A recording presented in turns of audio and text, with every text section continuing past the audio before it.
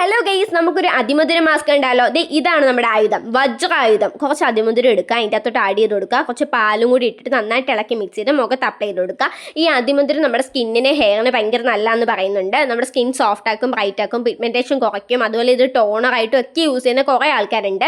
അതുപോലെ ചുമയ്ക്കും പനിക്കും ഒക്കെ അതിമധുരം നല്ലതെന്ന് ഞാൻ ഇന്ന് ഗൂഗിൾ സെർച്ച് ചെയ്തപ്പോഴാണ് അറിഞ്ഞത്.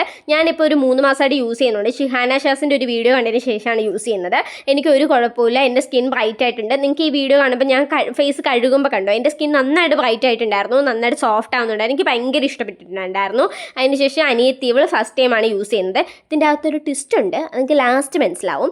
അവൾ കഴുകുന്നുണ്ടായിരുന്നു, നോക്കിക്കോണം. അവളും ഇപ്പം വന്ന് കഴുകി കഴിഞ്ഞിട്ട് അവൾക്കും കുഴപ്പമൊന്നുമില്ല, സ്കിൻ ബ്രൈറ്റ് ആയിട്ടുണ്ടായിരുന്നു, അവൾക്ക് ഇഷ്ടപ്പെട്ടെന്നൊക്കെ അവൾ പറയുന്നുണ്ടായിരുന്നു.